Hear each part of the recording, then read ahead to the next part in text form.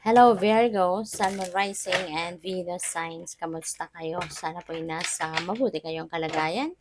Welcome back po sa Star Tarot. At kung bago kayo rito, welcome din po kayo. Please subscribe, like, share my videos, and leave me a comment kung nakaresonate kayo. So, first card ni Virgo, we have the King of Cups. Ayan. So, maybe you are dealing with someone, Cancer, Scorpio, Pisces, at this time. And baka ito yung pinaghuhugutan mo ng lakas.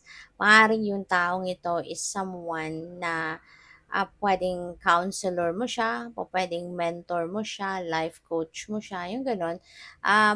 O pwedeng magulang mo din ito, tatay mo, ganyan na siyang pinaghuhugutan mo ng lakas. Siya yung whenever you need advice, maaring siya yung nilalapitan mo, siya yung pinupuntahan mo, yung ganun ba? So, this is really, this is someone, no? This is someone na po pwedeng, uh, this is someone na po pwedeng, siya, yung bang isa siya sa pinakamalakas no, na support system mo, kumbaga, Virgo. So, we have Three of Cups. Ayan. So, si Three of Cups, ano yan?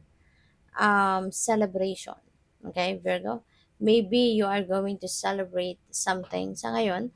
O pwedeng meron kang accomplishment, achievement. Baka meron kang personal, no, na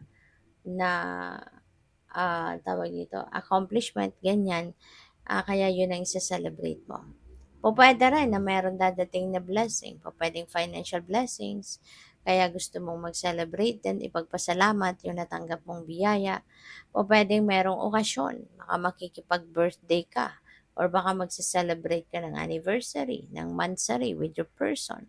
Pwedeng ganon. Or it could be reunion. No? So, it could be anything na magse-celebrate kayo. So, maybe you are going to attend parties, diba? Makikipag-socialize ka sa ngayon, yung ganon. So, we have King of Swords. Ayan. Alam mo, may mga tao dito that are very, pwedeng very supportive people ito.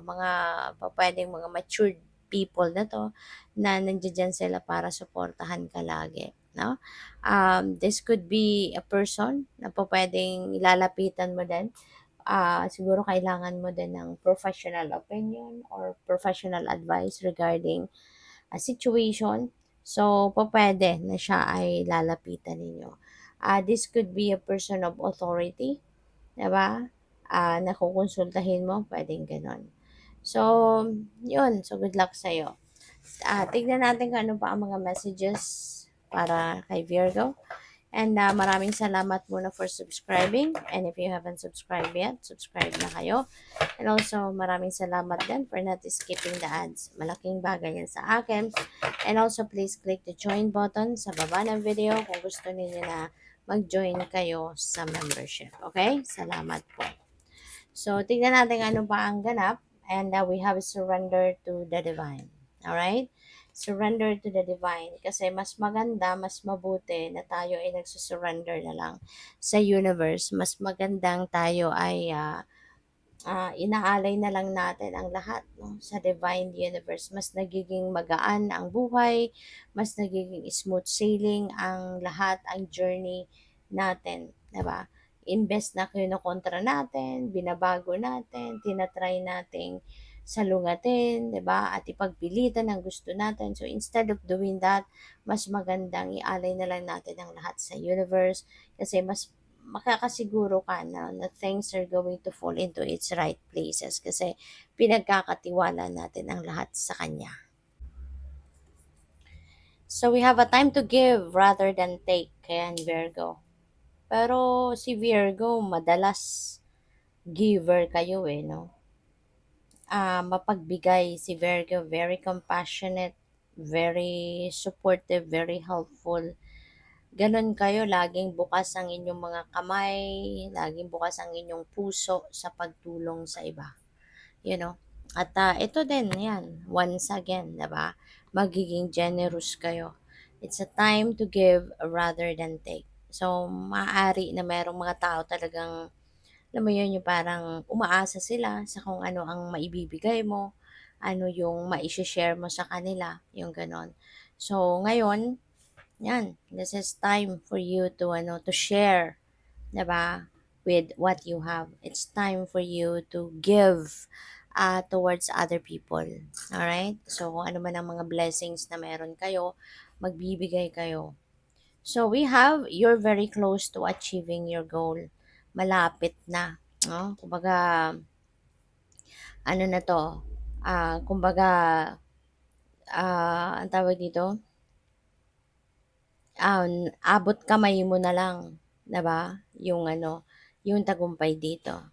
You're very, very close to getting what your goal is. Kaya kung ano man ito na pinagtatrabahuan mo, ano tong goal mo, sa ngayon, makakamit mo yan.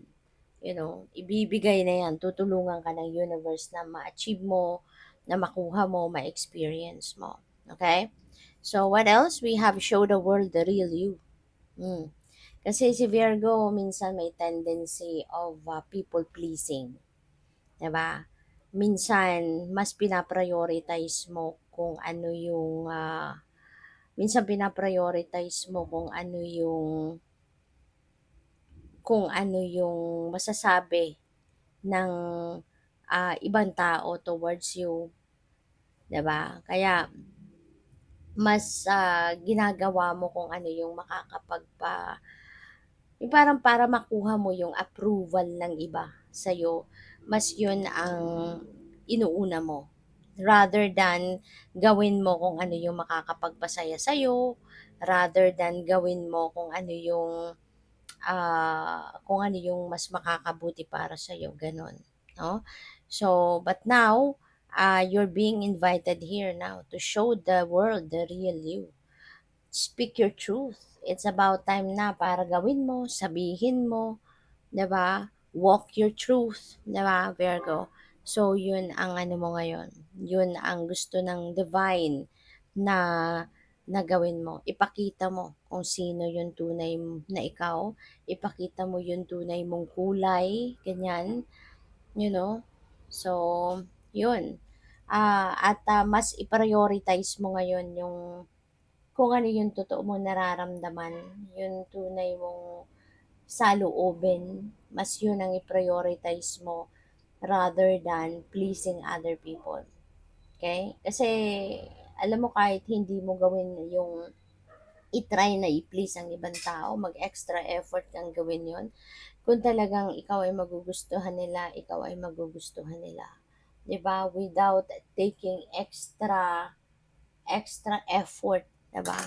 Para magustuhan ka nila. Kasi may mga tao, no, na kahit pakainin mo nga sa palad mo, it wouldn't be enough, 'di ba, para gustuhin ka nila. May mga ganun eh. May mga tao na very hard to please. May mga tao na sobrang taas ng ano nila, ng standards nila, no? Na kung ayaw nila sa ayaw nila sa. May mga ganun eh, no? Kaya mas ipakita mo lang yung totoong ikaw. Mas ipakilala mo na lang yung sarili mo kung sino ka, kung ano ka. Kung ma-appreciate ka nila, then thank you. If not, then it's not your problem anymore. Diba? So, good luck. Thank you for watching Love and Light. Namaste.